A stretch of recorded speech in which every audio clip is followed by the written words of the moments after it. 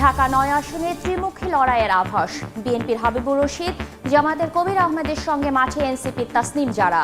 প্রতীকের সঙ্গে গুরুত্ব পাচ্ছে ব্যক্তি ইমেজ। কিশোরগঞ্জ ১ আসনে বিএনপি শক্ত অবস্থানে থাকলেও আলোচনায় দলীয় কোন্দল। বাড়তি সুবিধা পেতে পারে জামাত, মাঠে সক্রিয় গণ অধিকার পরিষদ সহ অন্যান্য দলও। এবং বিএনপির ঘাঁটি পঞ্চগড় ১ আসনে এবার নতুন সমীকরণ। নওশাদ জমিরের সঙ্গে প্রতিদ্বন্দ্বিতায় এনসিপির সাজিস আলম। লড়াইয়ে পিছিয়ে নেই জামাত প্রার্থী ইকবাল হুসাইন।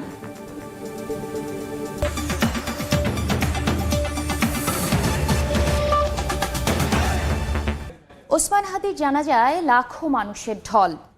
লন্ডনের পথে ডাক্তার জুবাইদা ফিরবেন স্বামী তারেক রহমানের সঙ্গে। নৈরাজ্য করে নির্বাচন পেছানোর কোনো সুযোগ নেই বলেছেন বিএনপি নেতা সালাউদ্দিন। লক্ষ্মীপুরে বিএনপি নেতার বাড়িতে আগুন, প্রাণ গেল শিশু সন্তানের। আরও একটি ঘটনা এরকম, ময়মনসিংহে পিটিয়ে হত্যার পর লাশ পোড়ানো মামলায় 10 জন গ্রেফতার।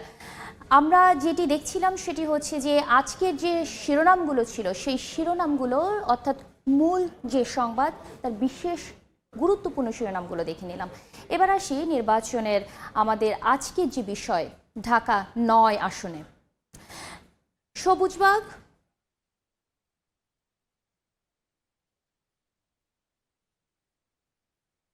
ঢাকায় আজকে ৯ আসনের যে খবর রয়েছে সেই খবরে আমরা যেতে চাই। সেটা হচ্ছে যে ঢাকা ৯ আসনটি মূলত তৈরি হয়েছে সবুজবাগ, মতিঝিল, ডেমরা থানা নিয়ে। এটার মধ্যে আসলে ঢাকা দক্ষিণ সিটি কর্পোরেশনের ১ থেকে ৭ নম্বর ওয়ার্ড এবং ৭১ থেকে ৭৫ নম্বর ওয়ার্ডগুলো রয়েছে। এই যে ওয়ার্ডগুলো রয়েছে এই ওয়ার্ডগুলোর আসলে এক একটি ওয়ার্ডের বিভিন্ন রকম আয়তন এবং বিভিন্ন রকম জনসংখ্যাও কিন্তু রয়েছে। আর এই যে আসনটি কিন্তু জাতীয় সংসদের ১৮১ নম্বর আসন, যেটি ঢাকা দক্ষিণ সিটি কর্পোরেশনের মধ্যে পড়েছে। যাই আসলে মোট ভোটার কত রয়েছে, মোট ভোটারের যদি জায়গায় যাই তাহলে এই আসনটিতে আমরা দেখতে পাচ্ছি যে মোট ভোটার রয়েছে ৪,৪৯,৯৫২ জন। এর মধ্যে পুরুষ ভোটারের সংখ্যা আমরা দেখছি ২,২৮,৩৫৫ জন এবং নারী ভোটার রয়েছে ২,২১,৫৯২ জন। তো এইটা যখন হিসাব চিত্র তখন হচ্ছে যে এই আসনটিতে তৃতীয় লিঙ্গের ভোটারও কিন্তু রয়েছে। এই আসনটিতে তৃতীয় লিঙ্গের ভোটার রয়েছে ৫ জন আর মোট ভোট কেন্দ্র ১৬৯টি। এবার আমরা ঢাকা ৯ আসনের আসলে প্রার্থী কারা রয়েছে সেই জায়গাটি একটু দেখে আসি। এখানে আমরা দেখতে পাচ্ছি যে এখানের বিএনপির যে মনোনীত প্রার্থী রয়েছেন এখন পর্যন্ত হাবিবুর রশিদ হাবিব, আমরা ধানি শীষের মার্কা নিয়ে তিনি আসলে লড়াই করবেন। এরপরও রয়েছেন দাঁড়িপাল্লার প্রার্থী কবির আহমেদ এবং নতুন যে দলটি অর্থাৎ এনসিপির শাপলাকলি প্রতীক নিয়ে আসলে প্রতিদ্বন্দ্বিতা করার কথা রয়েছে ডাক্তার তাসনিম জারার। এই যে প্রতিদ্বন্দ্বিতাগুলো তারা করবেন, এই প্রতিদ্বন্দ্বিতাগুলোর পরে আসলে কি ধরনের জনগণ আসলে কি ধরনের লড়াইটা দেখতে চাচ্ছেন। জনগণের কাছে কিন্তু এটি একটি ত্রিমুখী লড়াইয়ের আভাস দিচ্ছে এবং এ নিয়ে আমাদের সহকর্মীর একটি রিপোর্ট রয়েছে, চলুন আগে সেটি দেখে আসি।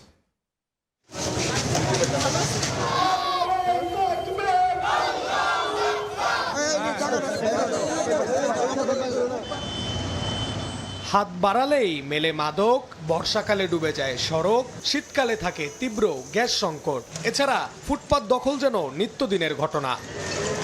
বিগত ২ যুগেরও বেশি সময় ধরে সবুজবাগ, খিলগাঁও ও মুগদার বিস্তৃত জনপদ নিয়ে গঠিত ঢাকা ৯ আসনের বাসিন্দাদের মুক্তি মেলেনি দীর্ঘদিনের এই দুর্ভোগ থেকে। আমরা শুধু অশান্তির মধ্যে আছি, শুধু মাদকের যন্ত্রণা। রাস্তাঘাটের সমস্যা, জায়গায় জায়গায় ভাঙা চূড়া, এগুলি ১৭ বছর ধরে দেখতেছি একই অবস্থা। ভোটারদের প্রত্যাশা নির্বাচিত সংসদ সদস্য এলাকার মানুষের দুর্ভোগ ও সমস্যা নিরসনে কাজ করবেন। থাকবে না সন্ত্রাস, রাহাজানি, আমরা যাতে সুখে শান্তিতে বসবাস করতে পারি। প্রথমবারের মতো এই আসন থেকে নির্বাচনে অংশ নিচ্ছেন বিএনপির কেন্দ্রীয় নির্বাহী কমিটির সদস্য হাবিবুর রশিদ। বললেন, কথায় নয় কাজেই প্রমাণ করতে চান তিনি। নাগরিক সুবিধা বলতে যা যা দরকার আগামী দিনে কাজের মাধ্যমেই জনগণের মন জয় করে আমরা ঢাকা নয়কে ঢাকা সিটির মধ্যে একটি মডেল এলাকায় নির্বাচনী এলাকা হিসেবে গড়ে তুলতে চাই।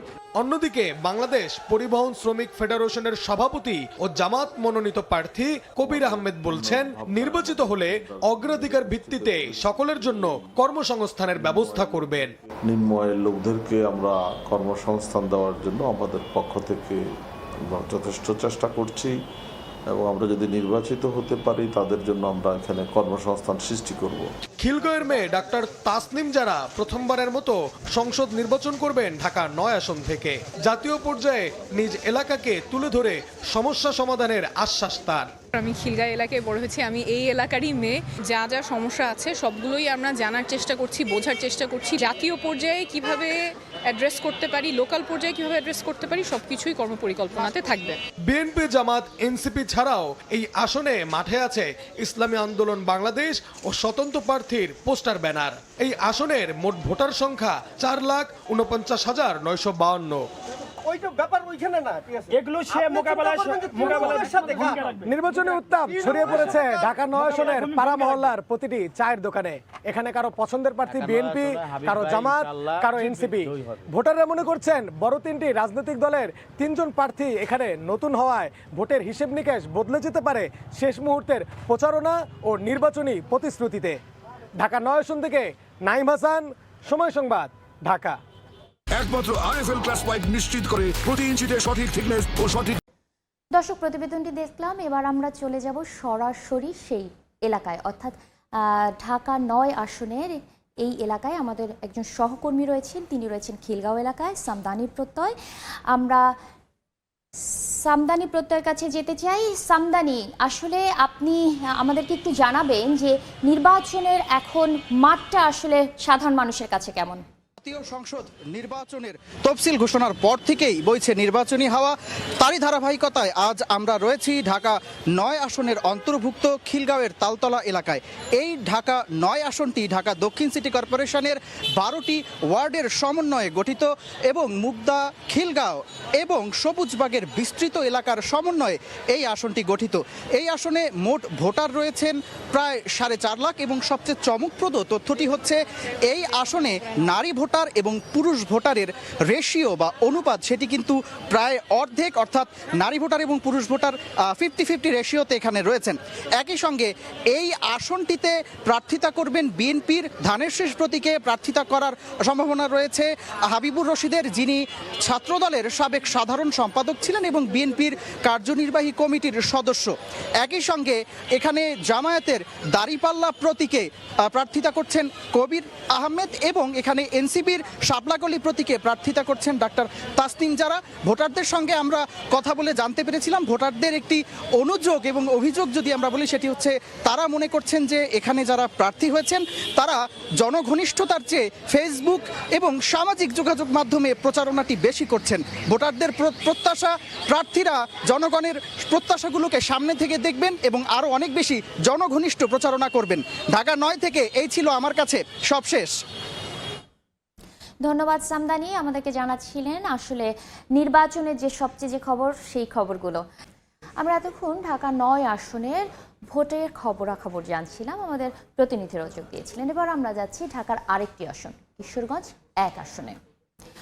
আমরা চলে যাচ্ছি ঢাকা ১ আসনে এবং এখানে ঢাকার মধ্যে কিশোরগঞ্জের যে আসনটি সেটা হচ্ছে কিশোরগঞ্জ ১,৫৫,১৩৭ জন, পুরুষ ভোটার হচ্ছে ২,৮০,৬৫৭ জন এবং নারী ভোটার রয়েছে ২,৭৪,৪৭৭ জন। এর ভোট কেন্দ্র রয়েছে ১৮১টি এবং ভোট কক্ষ রয়েছে এই আসনটিতে ১,০১৮টি। তো এর পরের আরেকটু তথ্য দিকে আমরা যাই, সেটি হচ্ছে আমরা প্রতিদ্বন্দ্বী প্রার্থী হিসেবে এখানে পাচ্ছি আসলে ৬ জনকে। বিভিন্ন দল থেকে যেমন মনোনীত প্রার্থীরা আছেন তেমন আছেন হচ্ছে স্বতন্ত্র প্রার্থীরাও। তো আমরা প্রথমেই দেখতে পাচ্ছি ধানের শীষের প্রার্থী মোহাম্মদ মাজহারুল ইসলামকে এবং তার ধানের শীষের প্রার্থীর সঙ্গে সঙ্গে রয়েছেন দাঁড়িপাল্লার প্রার্থী অধ্যক্ষ মোসাদ্দেক ভুইয়া। এরপরে রয়েছেন হাত পাখার প্রার্থী আজিজুর রহমান জার্মানি। এরপরে আর যে তিনজন রয়েছেন সেই তিনজনের মধ্যে কাছে তিনি রয়েছেন কালীবাড়ি এলাকায়। আমরা কিশোরগঞ্জ থেকে সরাসরি যুক্ত হচ্ছেন আমাদের সঙ্গে সহকর্মী নূর মোহাম্মদ। জাতীয় সংসদ নির্বাচনের তফসিল ঘোষণার পর থেকে শুরু হয়ে গেছে নির্বাচনী ঢামাডোল। আর সারা দেশের মতোই কিশোরগঞ্জে যারা নির্বাচনে প্রার্থী হয়েছেন তারাও ভোটারদের দাঁড়ে দাঁড়ে যাচ্ছেন। কিশোরগঞ্জের যে 6টি নির্বাচনী এলাকা আছে এর মধ্যে কিশোরগঞ্জ জেলা সদরের আসনটি হচ্ছে জাতীয় সংসদের যে কিশোরগঞ্জ 1 আসন, কিশোরগঞ্জ সদর এবং হোসেনপুর উপজেলা নিয়ে এই আসন। এটি জেলার সবচেয়ে বড় নির্বাচনী আসন, 5.5 লাখেরও বেশি ভোটার রয়েছে এখানে। আর যারা নির্বাচনে মাঠে লড়াই করছেন, এখানে জাতীয়তাবাদী দল বিএনপি থেকে মনোনয়ন পেয়েছেন মোহাম্মদ মাজহারুল ইসলাম। তিনি এরই মধ্যে নির্বাচনী কার্যক্রম শুরু করেছেন এবং ভোটারদের দাঁড়ে দাঁড়ে যাচ্ছেন। তিনি একজন শক্তিশালী প্রার্থী। এর মধ্যে একক দলের যে বিএনপি আছে, বিএনপির অঙ্গ সংগঠন তার সাথে রয়েছেন। তবে একটি বিষয়ে তিনি কিছুটা বেকায়দায় আছেন, যেটি হচ্ছে যে জেলা বিএনপির শীর্ষস্থানীয় যে 5 জন নেতা আছেন যারা জাতীয় সংসদের মনোনয়ন চেয়েছিলেন, মনোনয়ন বঞ্চিত, তারা কিন্তু আসলে এই মাজহারুল ইসলামের মনোনয়ন বাতিলের দাবিতে আন্দোলনে নেমেছেন। যে এটি একটি বেকায়দার বিষয় হতে পারে। আর এখানে যে আওয়ামী লীগ যেহেতু নির্বাচনে নেই, কাজেই বিএনপি একটি বাড়তি সুবিধা পাবে। পাশাপাশি যে জামাতে ইসলামের এইখান থেকে এই আসন থেকে প্রার্থী হয়েছেন যে জেলা জামাতের সাবেক নায়েবে আমির অধ্যক্ষ মোসাদ্দেক ভূঁইয়া, তিনি নির্বাচনে মাঠে লড়াই করবেন। তিনি ভোটাররা যেটি বলছেন যে এই আসনে মূলত বিএনপি এবং যে জামাতে ইসলামের মধ্যেই লড়াই হবে। পাশাপাশি অন্যান্য প্রার্থী যারা আছেন তারাও ভোটারদের দাঁড়িয়ে দাঁড়িয়ে যাচ্ছেন। তবে ভোটাররা যেটি চাচ্ছেন যে তারা একজন ভালো এবং যোগ্য প্রার্থীকেই বেছে নেবেন। তো কিশোরগঞ্জ 1 আসন থেকে আমার কাছে মোটামুটি নির্বাচনের এই ছিল সবশেষ। ধন্যবাদ নূর মোহাম্মদ। আমরা ঢাকা বিভাগের 2টি আসনের খবর নিচ্ছিলাম। এবার আমরা চলে যাব রংপুর বিভাগে। পঞ্চগড় 1 আসন নিয়ে এবার আমরা একটু জানার চেষ্টা করি। এখানে রংপুরে যদি আমরা যাই তাহলে আমরা পাচ্ছি পঞ্চগড়কে এবং এরপরে পঞ্চগড় 1। পঞ্চগড় 1 বাংলাদেশের জাতীয় সংসদের 300টি নির্বাচনী এলাকার একটি। জাতীয় সংসদের 1 নম্বর ও জেলার প্রথম আসন। পঞ্চগড় নির্বাচনী এলাকা 1984 সালে গঠিত হয়। আমরা মোট ভোটারটা আগে জেনে নিই। মোট ভোটারের সংখ্যা এখানে রয়েছে 4,58,260 জন। পুরুষ এর মধ্যে 2,29,113 জন। নারী ভোটার রয়েছে 2,29,114 জন। খুবই কাছাকাছি, অর্থাৎ 50-50 একদম। একটা ভোটারের হচ্ছে পার্থক্য রয়েছে। তৃতীয় লিঙ্গের ভোটার রয়েছে এখানে 1 জন। তো পঞ্চগড় আসনের এই যে তথ্যগুলো রয়েছে সেই তথ্যগুলোর মধ্যে আমরা এখন দেখে আসি আসলে প্রার্থী কারা রয়েছেন। বেশ কয়েকজন প্রার্থীকে কিন্তু আমরা এখানে পাচ্ছি। আমরা প্রথমে দেখতে পাচ্ছি যে বিএনপি মনোনীত প্রার্থী রয়েছেন নওশাদ জমির। এরপরে রয়েছেন দাঁড়িপাল্লার প্রার্থী ইকবাল হোসেন, সার্জিস আলম রয়েছেন শাপলাকলির প্রার্থী, নাজমুল হক প্রধান রয়েছেন মোটর গাড়ির প্রার্থী। এরপরে আরও 4 জনকে আমরা পাচ্ছি। তারা রয়েছেন রাশেদ প্রধান চশমার প্রার্থী। এগুলো কিন্তু আমরা আসলে মার্কাগুলো বলছি। মোহাম্মদ আবদুল্লাহ হাতপাখার প্রার্থী, মাহফুজুর রহমান ট্রাক প্রার্থী এবং মীর মোর্শেদ তুহিন রয়েছেন দেয়ালঘড়ি প্রতীক নিয়ে। তো এই যে 8 জন প্রার্থী আমরা এখানে পাচ্ছি, 8 জন প্রার্থীর আসলে তারা নির্বাচনী প্রচারণা কেমন চালাচ্ছেন কিংবা ওখানকার জনগণের কি অবস্থা সেটা একটু চলুন জেনে আসি। আমরা চলে যাই আমাদের একজন প্রতিনিধির কাছে। সোহাগ, আপনি আমাদেরকে একটু জানাবেন আসলে ওই এলাকার নির্বাচনী হাওয়াটা কেমন?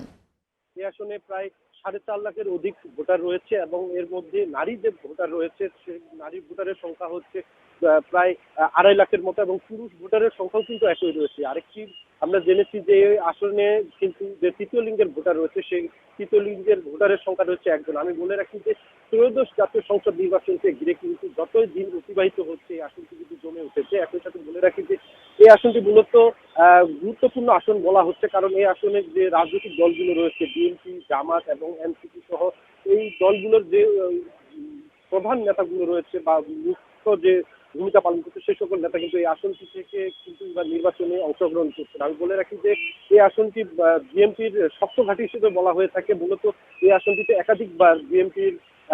একাধিকবার কিন্তু বাংলাদেশের সাবেক রাষ্ট্রপতি এবং সাবেক স্পিকার ব্যারিস্টার জমির এবং তার ছেলে কিন্তু এবার কিন্তু এখানে দ্বিতীয়বারের মতো অংশগ্রহণ করেছেন এবং এর পাশাপাশি যে সকল দল রয়েছে সবাই কিন্তু তাদের যে কার্যক্রম সেটা কিন্তু ইতিমধ্যে চালিয়ে যাচ্ছেন। তো এর ছিল আমার কাছে নির্বাচনী খবরের সর্বশেষ আপডেট। ধন্যবাদ সোহাগ। আসলে সোহাগের কাছ থেকে আমরা জানছিলাম কি ধরনের আসলে প্রচারণা চলছে সেই পঞ্চগড়ে। ত্রয়োদশ জাতীয় সংসদ নির্বাচনে রাজশাহীতে 6টি আসনের বিপরীতে 9 জন মনোনয়নপত্র সংগ্রহ করেছেন।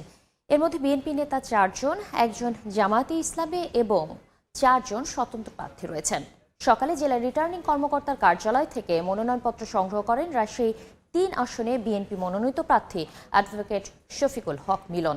তার পক্ষে মনোনয়নপত্র সংগ্রহ করেন মহানগর দায়রা জজ আদালতের পিপি আলী আশরাফ মাসুম। কুষ্টিয়া জেলা নির্বাচন অফিসের স্টোর রুমে আগুন দিয়েছে দুর্বৃত্তরা। এতে কিছু গুরুত্বপূর্ণ নথিপত্র পুড়ে গেছে।